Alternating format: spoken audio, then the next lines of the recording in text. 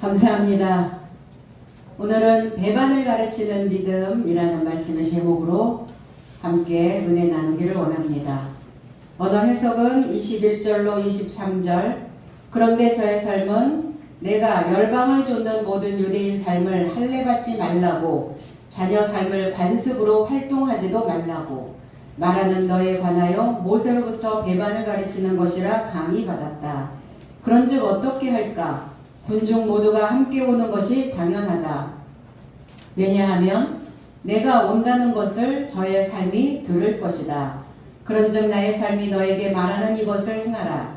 저의 삶이 접촉하여 서원을 가진 내 장정이 나의 삶에게 있으니 그랬어요. 배움 없이 열정적인 믿음을 가지고 있는 자들이 얼마나 많은가. 수만 명이 있다. 많은 신앙인들이 있다. 그들은 증가되어지고 있다. 지금 이 시대에도 마찬가지다. 열정은 있는데 배움은 없는 바울의 그 유대인들에게 아마도 경계 대상 1호일 겁니다. 오늘 모든 유대인을 할례받지 말라 그랬어요. 둘레를 베는 거죠. 결단력을 만들어내는 겁니다. 내가 어떤 것들을 결단하는 것, 내가 하나님 앞에서 나의 과거의 삶을 결단하는 것, 그러니까 단번에 내려치는 거죠. 결단이라는 단어가. 그것이 바로 할례예요. 근데 우리는 날마다 할례를 행하는 자들의 삶이 되어져야 되죠. 히브리서 4장 12절로 13절에 왜냐하면 하나님의 말씀은 살아있고 활동적이며 양날 가진 모든 검을 초월하여 보다 예리하며 목숨과 영, 관절과 골수 삶의 분해까지 관통하시는 그의 마음의 사고와 고민 삶에서 판단하시는 그의 목전에 나타나지 않을 창조물이 없으며 그래서 모든 삶이 벌거벗은 삶이며 말씀은 나의 삶에게 그를 향하여 그의 눈에게 노출된 것이다 그랬어요.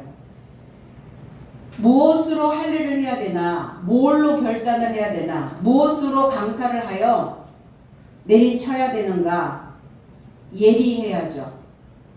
예리한 칼날이 있어야 되겠죠. 보다 예리하다. 그냥 두루뭉술 뭉뚱거려져서 가는 인생들이 너무 많아요. 내가 하나님을 믿는 자인지 아니면 안 믿는 자인지 하나님을 모르는 사람보다 하나님을 안 믿는 사람보다 더 형편이 없다면 내 삶은 무뎌질 대로 무뎌져 있는 칼날이다. 그 칼날은 쓸모가 없죠. 그러니까 예리해야 된다. 예리해서 내가 가지고 있는 그 생각들을 단번에 잘라내지 못하면 그것이 나에게 붙는데 어떠한 형태로 붙냐면 고민거리로 붙어온다는 겁니다. 고민에 휩싸이게 된다는 거예요. 여러분들에게 뭐가 고민이세요? 우리의 목숨이죠. 산 목숨이 고민입니다. 항상. 그래서 우리의 사고로 우리의 생각으로 많은 고민거리들을 쌓으나 그거를 단번에 잘라내야 되는 거죠. 그러려면 예리한 말씀이 필요해요. 분명한 말씀이 필요하다는 겁니다. 그래서 충분한 그 말씀을 통해서 우리가 통과를 해야 그래야 우리는 죄의 삶에서 쉼을 얻을 수가 있습니다. 그리고 하나님의 눈이 나를 항상 향하여 있다라는 것을 우리는 기억해야 돼요. 내가 하는 말, 내가 하는 소리, 내가 살아가는 모양, 내가 하는 그 모든 것, 그런 거 하나를 다 놓치지 않으시고 하나님의 눈이 나를 늘 향하여 있다는 겁니다. 그래서 우리가 하나님의 말씀을 내가 입고 있다면 벌거벗지 않은 삶으로 우리가 노출되지 않을 것이다. 이게 히브리어로 가면 히브리어에서 할례라는 단어, 물이라는 단어예요.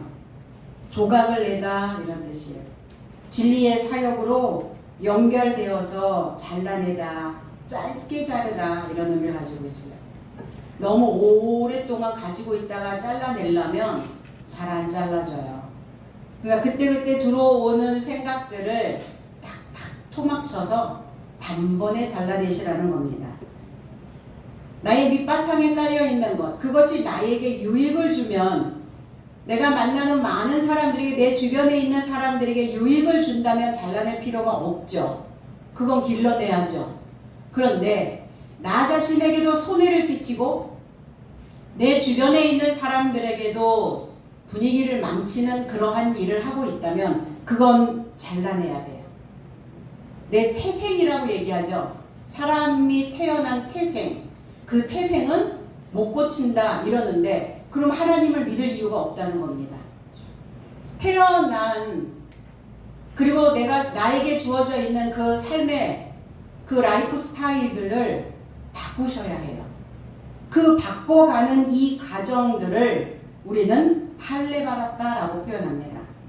신명기 10장 16절에 그러므로 너희는 마음의 할례를 행하고 다시는 목을 곧게 하지 말라.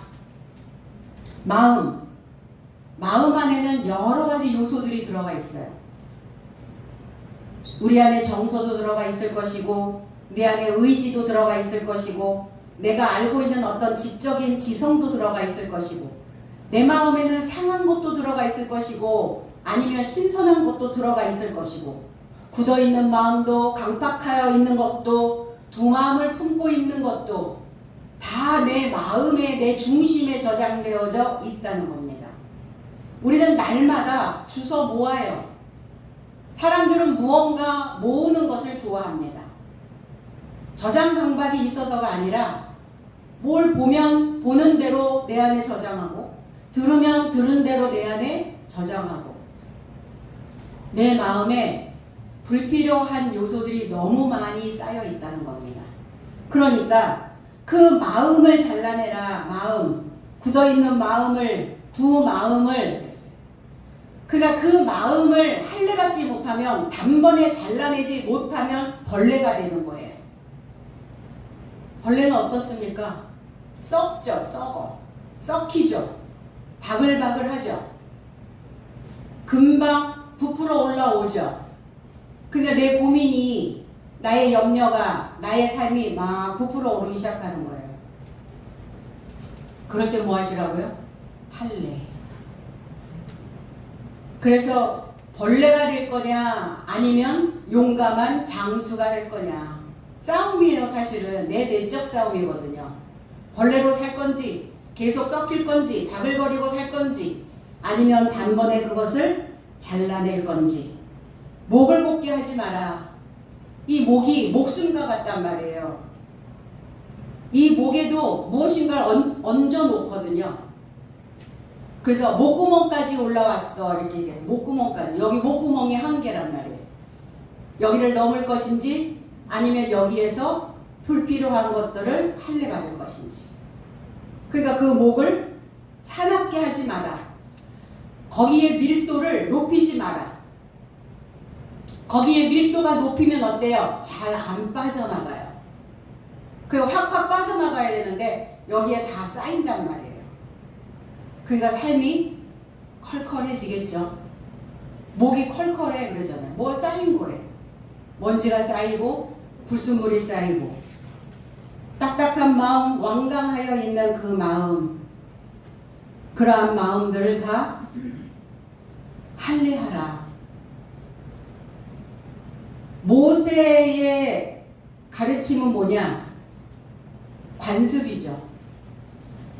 습관이죠. 익숙해져 있는 것, 전래하여 내려오는 것, 유전되어져 내려오는 것, 풍문으로 들었던 것.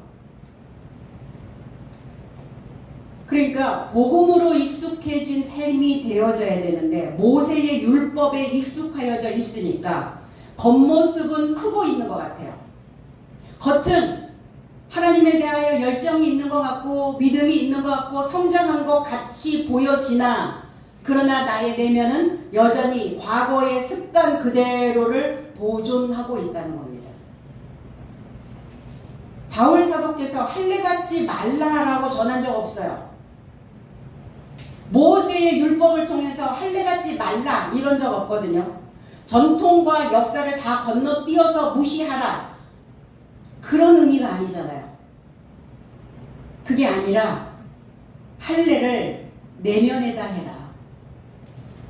겉에 보여지는 표면의 할례가 아니다. 그 표피 잘라봤자 무슨 의미가 있겠냐. 8일 만에 할례 받은 표적? 그게 무슨 의미가 있겠어. 표시가. 너의 내면에 불필요한 것들을 다 잘라내야 된다. 너의 생각에 덮여있는 기름기를 제거하라는 거예요. 그러니까 시선 이동을 하라는 거예요. 시선 이동. 밖에서 안으로 이동하라. 외적인 대상에서 내적인 대상. 우린 바깥에 있는 외적인 대상들이 잘 보이니까 내 내면은 안 보이고 내 내면 안에 있는 이러한 요소들이 어떤 것들이 불필요한지 보지 않으니까, 그러니까 다 바깥에 있는 어떤 것들을 우리가 조정하려고 한단 말이에요. 그걸 지키지 말라고 했다. 거기에 종사하지 말라고 했다. 그 주의를 맴돌지 말라고 했다. 그리고 모세로부터 배반을 가르쳤다고 말한다. 모세와 연결되어서 걸어야 하는 어떠한 그러한 요소들을 다 무시한 것이다. 그렇게 가르친 적이 없는데, 모세의 율법은 어떠한 기초가 되어지는 원리예요. 이 로고스는 원리와 같아요. 그러니까 모세의 율법으로부터 신앙은 출발이에요. 아이가 태어나도 마찬가지예요. 먹이고 입히고 지식이 들어가지만 그 지식과 함께 법이 들어가야 돼요. 도덕이 들어가는 것이 아니라 윤리가 들어가야 돼요. 도덕은 나 혼자 지키는 거예요. 그래서 사람들은 그렇게 얘기하죠. 도덕학이라고 얘기하지 않고 윤리학이라고 얘기해요. 윤리는 배워야 되는 거예요. 윤리는 사회 전체에서 어우러져야 되는, 내가 사람과 사람과의 관계 속에서, 내가 사회 속에서 나는 어떤 행동을 해야 되는지 그거를 관찰하고 그거를 가르치는 것을 윤리학이라고 얘기합니다. 그 도덕은 자기 혼자만의 가르침이에요. 그러니까 도덕과 윤리를 가르치는 거예요. 모세 율법을 통해서. 기본이죠. 아주 기초죠. 내가 혼자 있을 때도 나는 나 자신에게 무엇을 지키며 가야 될 것인가. 함부로 마음도 안 먹고 함부로 생각도 안 하고 나쁜 생각도 안 하고, 그러나 사람들과 어울렸을 때는 나보다는 상대를 배려하고 상대에게 그 배려한 마음만큼 존경을 가져다 주고, 그리고 예의 바른 삶을 주게 된다는 겁니다. 이게 기본이에요. 이 기초도 안 되어 있는 사람들이 너무나 많죠.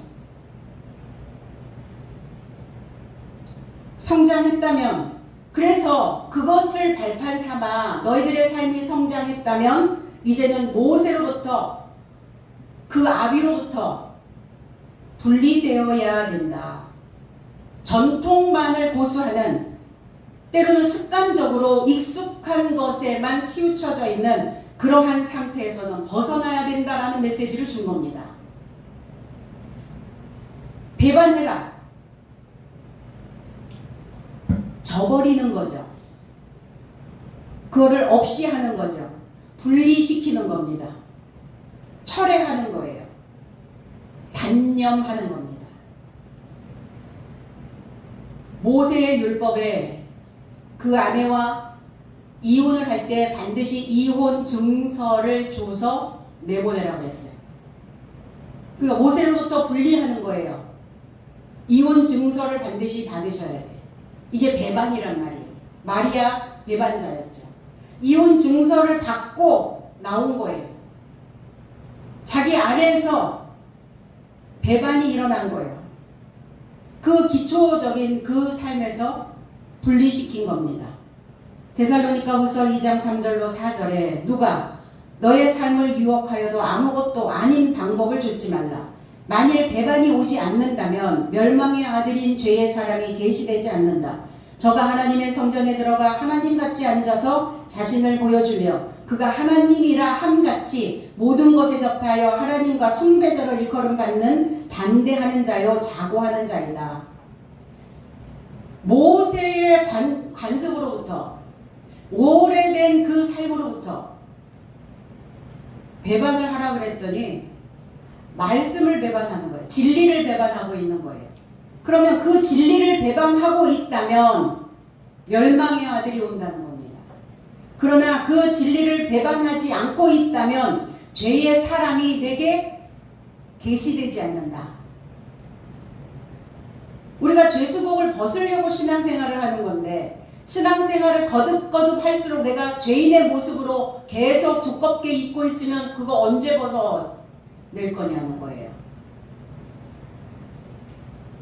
뱀이 하와를 속여서 유혹했던 그 방식은 좇지 마라.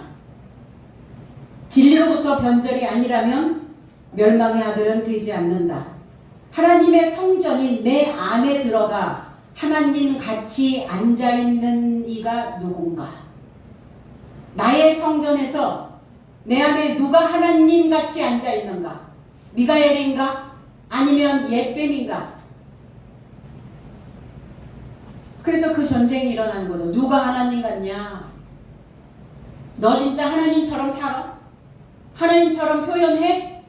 하나님처럼 예의 바라? 하나님처럼 도덕과 윤리는 지키고 있는 거야? 그리고 진리 안에 머물러 있는가? 헤롯이 왕복을 입고 대중 집회를 했을 때 그 대중들이 헤롯을 향하여 이렇게 소리 지릅니다. 신의 소리요, 사람의 소리가 아니다. 이렇게 소리 질렀을 때 헤롯은 영웅심리에 붕 떠버렸죠. 내가 과거의 바탕에서 조금 일어나고 내 모습이 조금 모양새를 갖추면 그때 나잘나니가 되는 거죠. 하나님으로 인하여 내 삶이 이르이 변화되었습니다가 아니라 하나님께 영광을 드리지 않은 이 헤롯이 하나님께 영광을 주지 않았을 때 주의 사자가 친히 벌레 먹게 되어 혼이 나갔다 그랬어요. 벌레 먹었어요. 혼. 멸망의 아들이 계시되어진 겁니다. 그래서 바위에 떨어지는 말씀 얘기하잖아요. 바위 위에 굳은 마음, 완강한 마음, 완악하여 있는 마음, 목이 곧아있는 백성, 이게 다 바위와 같은 돌짝밭과 같은 사람들이거든요. 거기에 말씀이 떨어지면 처음에는 기쁨으로 받는 것 같으나 뿌리가 없어 시험 받을 때에 배반하는 자다 그랬어요. 시험이 오면 바로 진리를 배반합니다. 진리를 배반하려고 하는 그 생각을 배반해야죠.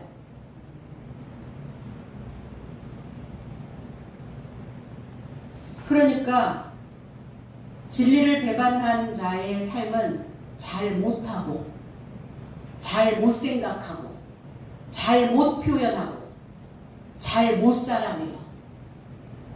잘못이 많아. 실수가 많아. 그걸 늘 반복해. 왜? 하나님의 진리를 배반했기 때문입니다. 잘 못하는, 잘 못 살게 만드는 그 옛날 사람으로 있는 내 안에 우뚝 세워져 있는 그 장군 같은 그 삶을 배반해야 되는데 하나님을 배반하니까 그가 하나님의 대적자다. 나에게 이런 삶은 배반하라고 가르쳐야 된다는 거예요. 오랫동안 내 안에 잠복되어져 있는 그러한 습관들은 그건 배반하고 나가라. 그리고 이 말씀을 듣고 우리가 공부를 하고 그럼 뭔가 분별이 있어야 되고 구별이 되어져야 되는데 구별이 하나도 안 된다. 배반이 이루어지지 않아서 그런 거예요. 그러니까 배반을 가르치라는 건 안 돼. 뭘 배반해야 되는 건지. 그래서 스스로 높아 있는 자고하는 자이다. 모세의 관습을 종상하지 말라고 저희 가르치는 것을 저희가 들었다. 교육했다. 이 카테케오라고 하는 단어가 이 에코라고 하는 단어에서 오는데 혼잡한 소음, 이게 울림이 있는 거죠. 마이크 에코를 넣으면 이렇게 울림이 있죠. 웅웅 이렇게 해서 소리, 소문 이런 뜻이에요. 강의를 받았다 이런 표현이에요. 강의 받았다. 지금 여러분 강의를 받으시는 거죠. 갈라디아서 6장 6절로 7절에는 강의를 받는 자는 말씀을 강의하는 자와 모든 선한 것 안에서 교제하라. 너의 삶은 미혹받지 말라. 하나님은 조롱받지 않으신다. 왜냐하면 사람이 무엇을 심는다면 그것을 또한 수확할 것이다. 콩 심은 데 콩, 팥 심은 데 팥. 선한 것을 심으면 선한 열매, 나쁜 것을 심으면 나쁜 열매. 그대로 나올 것이다. 강의를 받는 대로 강의를 받은 대로 강의한 것이 수확될 것이다. 그러니까 진리 안에서 뭘 강의받을 것이냐, 어떤 것을 지금 강의하고 있느냐. 강의 받는 자와 강의를 하는 자는 장로의 삶이 되어진다는 거예요. 그리고 그들은 존경받기에 합당한 삶이 되어진다는 겁니다. 육체를 심으면 썩은 것을, 하나님의 진리의 영을 심으면 하나님의 살아있는 영을 수확하게 될 겁니다.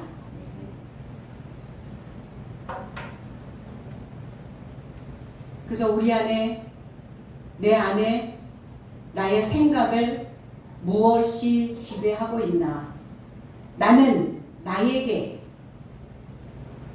어떤 강의를 계속하고 있는가? 어떤 강의를 가르치고 있는가? 체계적으로 설명하는 거죠. 체계적으로 설명하여 가르치는 것을 강의한다 이렇게 얘기해요. 강론할 강에 옳을 의거든요. 옳은 것을 강론하는 거예요. 그러니까 내가 알고 있는 나만의 법을 만들어서 그것이 나의 의로움으로 강론하고 있는지, 아니면 하나님의 옳은 것을 붙잡고 그 옳은 것을 내 안에 강론하고 있는 강의하는 자인지, 그 강의하는 자와 강의를 받는 내 내면은 하나님의 선한 것으로 교제하라는 거예요. 선한 것. 그런즉 어찌할꼬? 의문 대명사죠. 사도 바울에게 예루살렘에 있는 장로들이, 거기에 있는 그 형제들이 사도 바울에게 이렇게 질문을 던지는 겁니다. 그러니까 어떻게 할 거야? 이렇게 물어보는 거예요. 어떻게? 데살로니가전서 2장 19절로 20절에 나의 삶의 소망이나 기쁨이나 자랑의 면류관이 무엇이냐? 나의 삶의 주 예수 그리스도 그의 임재 안에서 그의 면전에 너희가 아니냐? 너희는 내 삶의 영광이요 기쁨이니라. 너의 삶의 소망이 뭐냐? 네가 살아가면서 신앙생활하면서 갖는 기쁨이 무엇이냐? 네가 자랑해야 되는 면류관이 도대체 무엇이냐? 어떤 것이냐? 질문을 던지는 것이죠. 내 삶에 나의 주인이신, 나를 구원해 주시는, 나에게 기름을 부어주시는 주 예수 그리스도이시다. 그럼 주 예수 그리스도의 임재 안에 있어야 된다. 임재, 재림 안에 있어야 된다. 아직 재림 안 하신다고요? 2000년 전에 가셨는데 아직도 재림을 안 하시면 어느 천년에 오시겠어요? 전천년에 오시겠어요? 후천년에 오시겠어요? 무천년에 오겠어요?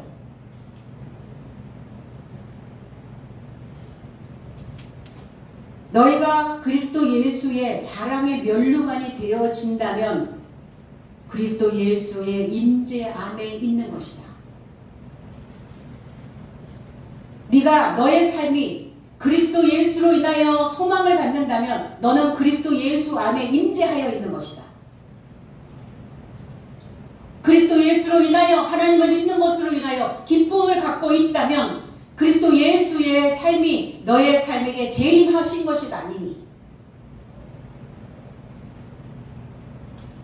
그의 면전에서 얼굴과 얼굴을 대하고 있는 그 삶 속에서 우리의 삶은 하나님의 영광이 되어져야 되고 하나님의 기쁨이 되어져야 된다는 겁니다. 그리스도 예수의 임재 안에 재림 안에 있는 자의 삶을 표현하신 거죠. 땅에서 쓰는 면류관은 가시면류관이에요. 그 죽어서 쓰는 면류관은 금면류관인가요? 죽어야 금면류관을 받는단 말입니까? 그래서 뭐 천국 갔다 왔다는 사람들이 자기는 뭐 금면류관을 썼니 뭐 어쨌니 이런 얘기를 하는데 살아있을 때 나의 생각이 바닥에 있으면 가시면류관이에요. 늘 나를 찔러요. 나를 늘 아프게 해요. 나만 아프면 되나? 내가 아픈 만큼 너도 좀 아파봐. 이렇게 해서 이제 복수심이 올라오죠. 나도 아픈 만큼 너도 좀 아파봐야 돼. 이러고 찌른단 말이에요. 이게 가시면류관이에요. 차라리 모세의 도덕과 윤리로 찌르시는 게 나아요. 내가 살아왔던 내 감정에 내 정서로 찌르면 그거는 상대에게 예의를 갖출 수가 없게 됩니다. 그래서 땅에 있는 자는 가시면류관, 하늘에 소속되어져 있는 자는 금면류관을 갖는 거예요. 그러니까 금면류관 따로 가시면류관 따로가 아니라 이 가시면류관이 연마가 되면 금이 되는 거예요. 그 거칠거칠한 것들을 다 닦아내고 깎아내고 도려내고 그 찌르는 가시들을 다 잘라내면 그것이 연마가 되어져서 금면류관이 되어지는 겁니다. 그 면류관은 가만히 있으면 자동적으로 주시는 게 아니라 각자의 면류관을 만들어야 된다는 겁니다. 주일날 왜 왔나? 면류관 만드시는 거예요. 말씀을 하나님으로 여기고 승리한 자만이 면류관의 삶이 됩니다. 그 삶이 되어져야 하나님을 영화롭게 하고 하나님께 기쁨을 드리는 자녀가 될 수 있습니다. 군중 모두가 몰려올 것이다. 많은 수가 올 것이다. 백성들이 올 것이다. 무리들이 떼지어 올 것이다. 우리는 그래서 많은 사람들 이 군중 심리 이런 거에 많이 휩쓸리죠. 그럴까봐 군중들의 하는 그 모습을 보고 거기에 휩쓸리게 될까봐 이스라엘 백성들을 광야로 내모는 거예요. 왜? 각자 혼자 다 떨어뜨려 놓으시려고. 외롭고 쓸쓸하고 고독한 곳이거든요. 근데 그거를 막 못 견뎌해. 외로운 걸, 고독한 걸, 쓸쓸한 걸. 아, 혼자여서 참 좋다. 고독해서 참 얼마나 여유로운가. 뭐 이런 고독을 좀 즐길 수 있어야 되는데 못 참아요. 막 사람들을 찾으러 다니는 거예요. 떼지어 다니는 걸 좋아해요. 휩쓸려 다니는 거를 원해요. 왜? 쪽수가 많아야 든든하니까. 나 혼자는 쫄리니까 좀.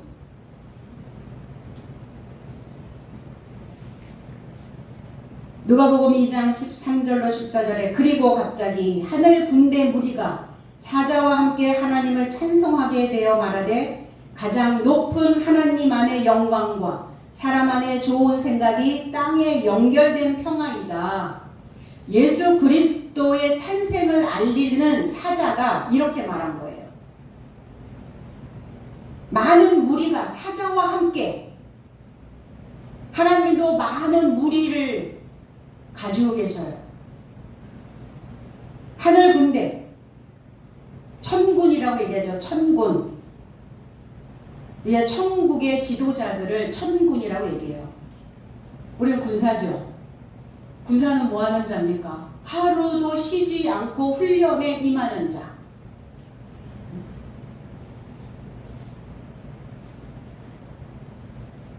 그래서 항상 그 선 안에 있는 자. 항상 그 법을 지키는 자. 그러다가 전쟁이 터지면 언제든 튀어나갈 수 있는 자. 그냥 항상 무기를 많이 장착하고 계셔야죠. 그래서 이렇게 말씀으로 계속 훈련을 받다가 이제 전투가 벌어지잖아요. 내 안에서 치열한 전투가 벌어지면 그때 나가는 거예요. 그때 전쟁할 준비가, 무기가, 말씀이, 하나님의 법이 가득 내 안에 채워져 있는 자는 그 전쟁에서 패배자가 될 수 없죠. 당연히 승리하죠.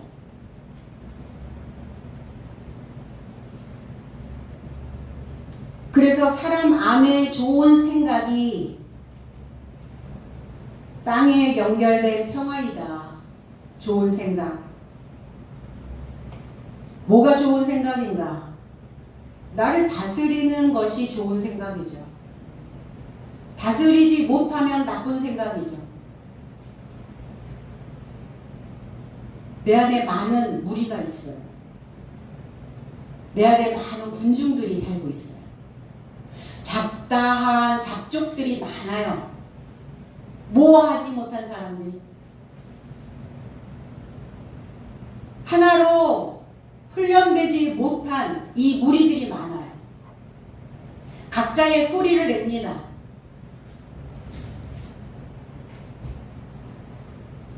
내 안에 많은 무리가 있는데 하늘에 속한 군중도 있고 땅에 속하여 있는 군중도 있다는 거예요. 오늘 바울 사도를 향하여 오고 있는 군중들은, 그 무리는 하늘에 속하여 있는 천군이 아니에요. 땅에 속하여 있는 천군이에요. 땅에 속하여 있는 무리들은 뭘 얘기하느냐? 보여지는 것, 들려지는 것. 상대가 개떡같이 얘기해도 나는 천군으로, 하나님의 하늘의 천사로, 하늘의 군사로 훈련되어진 나는 찰떡같이 들을 수 있어야 된다는 거예요. 누구 때문이 아니에요. 세상은 그렇게 얘기해요. 나만 문제 없으면 다 문제 없어. 내가 문제가 많으면 다 문제로만 다가와요. 무겁죠? 그 문제 하나하나 풀어내려니까 버겁죠? 벅차죠? 힘들죠? 고민이 쌓이죠? 바울을 향하여 몰려오고 있는 이 군중들은 땅에 속하여 있는 군중이에요. 그러니까 좋은 생각으로 평화가 와야 되는데 오르지 못한 이 군중들, 올라가야 되는데 오르지 못했어요. 그러니까 다스려지지 않으니까 시끄러운 거예요. 하나의 소리로 딱 통일이 되면 시끄러울 수가 없죠. 잡음이 많단 말이에요. 훈련되지 않은 군중들은.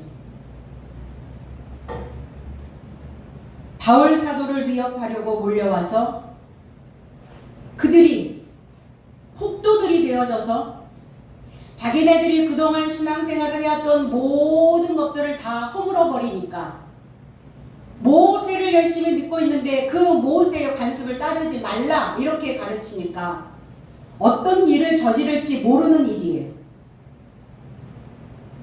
그러니까 그럴 때 내 안에서 소리내는 그 군중의 감정들을 끄셔야죠. 오프하셔야죠. 그리고 그 소리를 덜어내시고 그리고 숨을 쉬셔야 됩니다. 그 소리를 덜어내지 못하고 숨을 쉬면 숨을 몰아쉬게 돼요. 씩씩거리게 돼요. 더운 바람이 쏟아지죠. 그래서 숨을 덜어내고 생각들을 덜어내고 내 감정의 알림을 좀 끄고 그렇게 한 자는 생각하죠. 지금 내가 어디에 와 있는가? 나는 지금 어떤 무리에 속하여 지금 가고 있는가? 그리고 나는 또 어디로 가고 싶은 건가? 그래서 내 속에서 시끄러운 그 군중들을 다루셔야 돼요. 내가 그 군중들을 다루어내지 못하잖아요. 그 군중들이 나한테 함부로 해요. 성질 나는 대로 하라고 해요.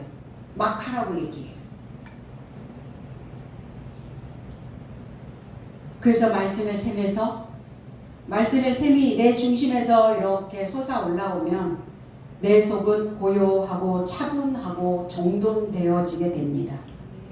물결이 많았던 그 바다의 표면이 이제 매끈해지는 시간이 된다는 겁니다. 그 군중들이 몰려오는 게 당연하지 않냐? 틀림없지 않냐? 마땅히 오지 않겠냐?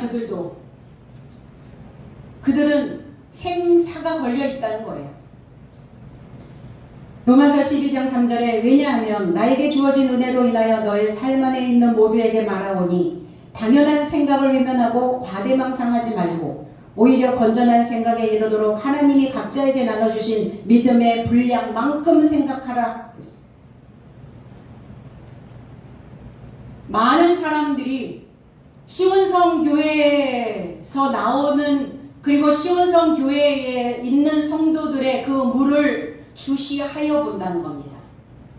그들은 다르지. 그 물은 그 수질은 달라. 오염되지 않은 물이야. 언제 먹어도 먹을 만한 물이야. 말이야. 당연한 생각, 마땅히 주시는 생각. 당연한 생각이 뭡니까? 다스려서 뱉어내는 말이어야죠. 당연한 말은 당연하게 받아들여요. 내가 당연한 말을 하지 않았기 때문에 상대도 당연하게 받아들이지 못하는 겁니다.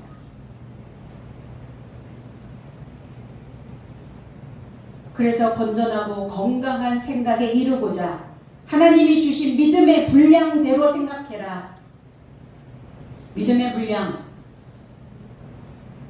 이 공간 안에 있는 저와 여러분들의 분량은 얼마나 될까요? 혹시 미달?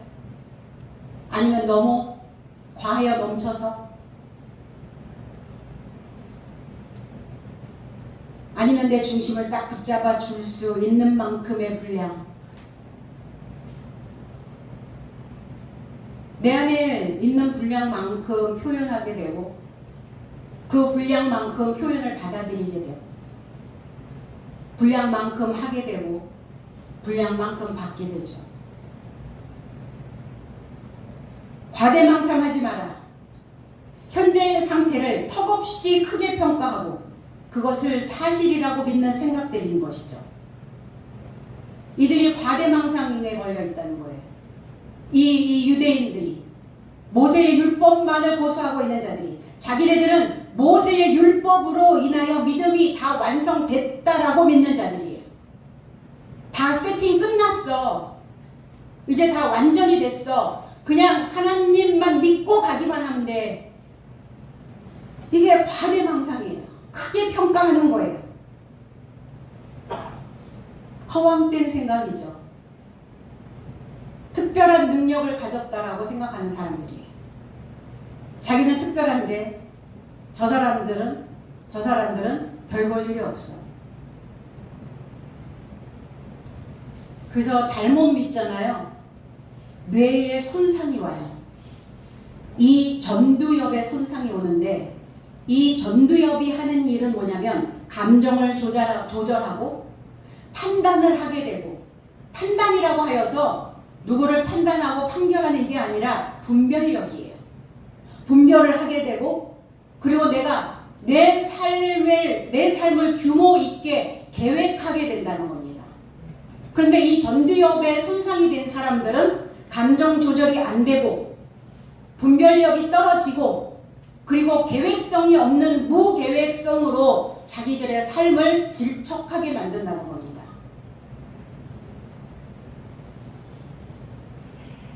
바울 사도가 강의하러 예루살렘에 온다는 것을 그들은 보고받은 거예요. 소문을 들은 겁니다. 귀담아 들은 거예요. 잠언서 19장 27절에 내 아들아 지식의 말씀에서 떠나게 하는 교훈을 듣지 말지니라. 사도 바울이 틀린 말을 하는 것이 아니면 그런 말씀도 있었네 라고 들을 수 있어야 되는데 귀담아 듣지 않은 거예요. 왜 그럴까요? 이미 귀에 담겨져 있는 게 너무 많아요. 새로운 메시지를 담아야 되는데 그러려면 이 귀에 담아있는 게 비워져야 되잖아요. 귀 담아있는 게 가득 있으니까 담겨지질 않는 거예요. 귀 담아 듣질 않아요. 내 생각이 넘쳐 있는 겁니다.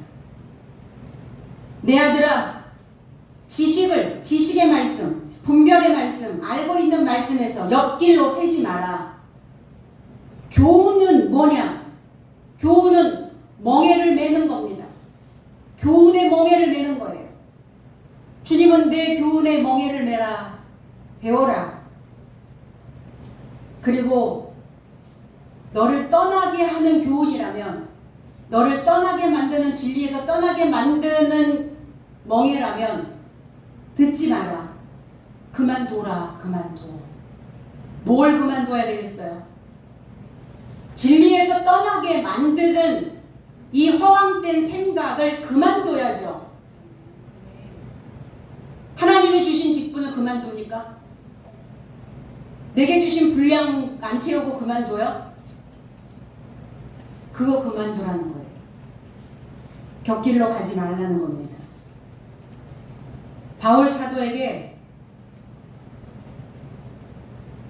그 공회에 있는 자들은, 예루살렘에 있는 지도자들은 대안을 제시합니다. 네가 죽지 않으려면 내가 너한테 제시하는 것을 행하라. 내 말대로 해 이거예요. 내 말 좀 들어 이거예요. 그런 거 많이 하죠. 누가 하죠? 나한테. 내 안에 있는 누가 하죠? 내 말 좀 들어. 내가 지시하는 대로 해. 내가 너한테 대안을 줄게. 뭐라고 얘기합니까? 옆길로 어긋나서 가면 돼. 어긋나. 살아가는 동안 우리가 이 말씀을, 그러니까 가룟 유다처럼 네가 여섯째 날에 이 진리의 말씀을, 이 말씀을 통해서 태어나지 않았으면 좋을 뻔했다. 차라리 모세의 율법 안에 그냥 멈춰서 그 멍에나 메고 그리고 가지. 여기 와서 내 제자가 됐고 내 교훈을 듣고 나와 멍에를 메었다가 그랬다가 네 안에서 들려오는 그 생각대로 지시를 받았을 때 어떠한 삶이 만들어졌는가를 보라는 거예요. 저와 여러분들은 항상 어떤 대안을 줍니다. 문제가 발생이 되면. 이것을 행하라. 서원한 네 사람이 있다. 서원이 뭡니까? 소원한 거예요. 하고 싶어서, 원해서 약속한 거예요. 이 히브리어로 네데르라는 단어는 하나님께 대한 약속된 것, 어떤 것을 드리거나 어떤 일을 하기로 약속한 것. 여러분들이 이건 꼭 해야 돼 정해놨다면 그 서원이에요. 내가 이거를 꼭 해야 돼 어떤 일을 하기로 약속했다면 그것도 서원이에요. 미리 정하여서 어기지 않고 함께 하기로 다짐한 것, 이거를 서원이라고 얘기합니다. 이걸 약속이라고 얘기해요. 그러니까 하나님과 약속했다는 건 뭐냐면 이게 묶을 약에 묶을 속자예요. 묶이고 묶이는 거예요. 그럼 묶이고 묶이는 관계가 이게 어떤 관계를 얘기하냐면 씨앗과 그 안에 있는 씨눈의 관계예요. 씨앗과 씨앗 안에 있는 씨눈의 관계. 묶이고 묶인 거예요. 벗어날 수 있어요? 못 벗어나잖아요. 저와 여러분들은, 저는 또 여러분들은 하나님과 약속했어요. 뭘 약속했어요? 하나님을 믿겠다고 약속했어요. 하나님을 믿으면서 하나님이 원하시는 대로 내가 하겠다고 약속했어요. 묶이고 묶였죠. 씨와 씨눈이죠. 그러면 발아하셔야죠. 새로운 싹 내셔야죠. 말라기 1장 14절에 때 가운데 수컷이 있거늘 그 서원하는 일에 흠있는 것으로 속여 내게 드리는 자는 저주를 받으리니 나는 큰 임금이요 내 이름은 열방 중에서 두려워하는 것이 됨이니라. 만군의 여호와의 말이니라. 무리들 가운데 짐승들 가운데 수컷이 있다. 그 무리들 가운데 수컷, 기억되어진 것, 자카르라는 단어예요. 기억되어진 것, 네 마음에 품고 있는 것, 네 안에 표시되어져 있는 것, 그것이 있다. 그것이 존재되어져 있다. 근데 그 약속을 지켜야 되는, 서원을 갚아야 되는 그 삶을 흠있는 것으로 속여서 흠있는 것을 하나님께 드리지 못하거든요. 흠이 있는데 속은 다 상처투성이, 아물지 않았어요. 치유가 안 됐어요. 회복이 안 됐어요. 안에 다 틀어져 있어요. 너덜너덜해. 그런데 겉만 흠이 없는 것처럼 속여서, 흠이 있는 것을 속여서 나한테 주면 저주다. 그럴듯하게 속이는 거죠.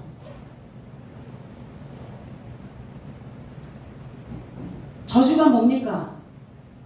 불행한 일이 일어나도록 비는 거죠. 그러니까 내가 잘못 처신하면 내가 나한테 저주하는 거예요. 저주할 저자에 빌 주자거든요. 누가 나한테 저주를 한다고 그 저주가 나한테 옵니까? 내가 나한테 저주를 할 때 그 저주가, 그 재앙이, 그 불행이 나한테 임하는 거예요. 그걸 드리는 자는, 그걸 제사하는 자는 저주다. 나는 큰 임금이다. 나는 고상한 임금이다. 나는 자라나고 있는, 다 자란이 아니에요. 자라나고 있는 다스리는 자다. 우리가 왕이라고 얘기했는데 다 자란 게 아니잖아요. 자라나고 있는 그 왕이다. 내 이름은, 내 지위는, 내 권위는 이방인들 중에, 짐승의 떼들 중에 두려워하는 것이 됨이니라. 경외하는 것이 될 것이다. 무서워하는 존재가 될 것이다. 하루 강아지가 왜 범 무서운 줄을 모를까요? 왜 모르죠? 하루 강아지. 태어난 지 얼마 안 된 강아지잖아요. 그러니까 범이 있다는 소리만 들었을 뿐 범을 만난 적이 없는 거예요. 만났어야 무섭죠. 만나지도 않았는데 뭐가 무서워? 우리가 왜 하나님을 경외하지 않죠? 왜 하나님을 두려워하지 않죠? 하나님을 만난 적이 없는데 왜 뭐가 하나님이 무서워? 있다는 소리만 들은 거예요. 하나님이 계시다라는 소리만 들었을 뿐이지 내가 하나님을 만난 적이 없어요. 말씀을 통해서 이 말씀이 하나하나 다 뒤집어질 때 그게 내 속으로 들어와서 야, 내가 잘못 생각하고 잘못 살았다가는 큰일 나겠구나. 내가 나한테 저주를 주는 그러한 격이 되겠구나. 이게 두려워야 되는데 이 말씀을 통해서 하나님을 못 만나니까 두렵지 않은 거예요, 삶이. 믿는 자들이 허황된 꿈만 꾸는 거예요. 서원한 네 사람이 있다. 네 사면으로 되어 있는 자, 네모 반듯한 자, 납작하게 누워있는 자, 사대손, 증손자가 있다. 반듯하게 있는 자가 그러니까 모세의 율법을 철저하게 지키고 있는 자들이라는 거예요. 거기에서 열정적으로 있고 있는 자들이라는 거예요. 거기에서 종으로 종사하고 있는 자들이라는 겁니다. 하나님을 믿기로, 알기로, 배우기로 약속하지 않고 그냥 주어진 대로, 들었던 대로, 그냥 풍문으로, 그냥 옛 속담으로만 들은 거예요. 그래서 내가 하나님께 약속했다면 하나님을 알고 믿기로 약속했고 하나님을 배우며 믿기로 약속했다면 어기지 마시고 오늘 나는 다시 다짐하셔야 될 줄로 믿습니다. 하나님과 상관없는 망상적인 종교에서 배반을 가르칠 수 있는 믿음의 소유주가 되시기를 예수 그리스도 이름 안에서 축복드립니다. 기도하겠습니다.